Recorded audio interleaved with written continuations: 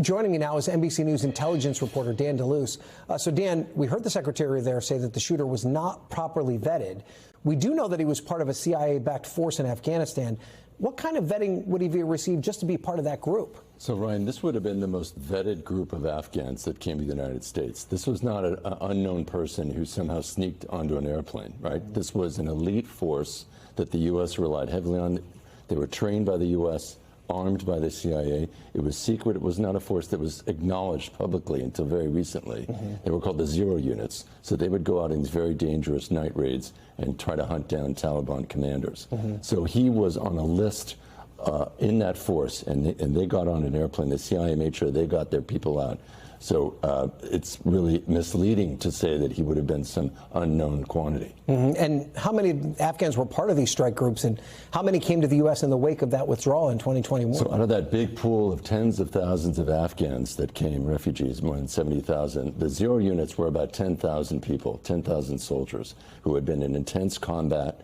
A lot of them probably have some kind of PTSD. That's what people who work for them say.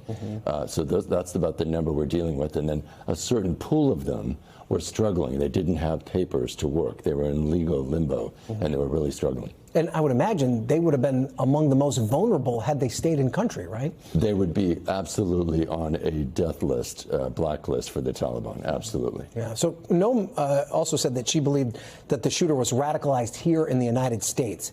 Have there been any concerns raised about the radicalization of evacuees prior to this incident? I think there are. The Zero Units, I've never heard anyone raise that concern with that group. They were considered pretty in with the U.S.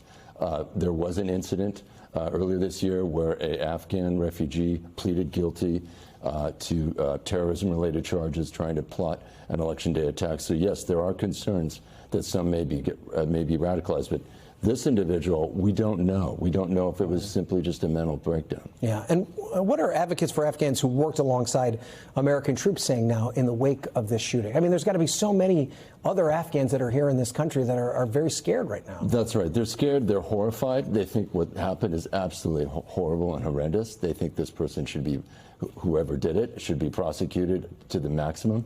But they feel like this is the actions of one person, and that the whole Afghan community shouldn't be sort of viewed through this prism, that there are tens of thousands of loyal Afghans who risk their lives fighting alongside the U.S., fighting along American troops, and that they should be treated properly and not tarnished by this act. Okay, Dan Luce, thanks for being here. We appreciate it. We thank you for watching, and remember, stay updated on breaking news and top stories on the NBC News app or watch live on our YouTube channel.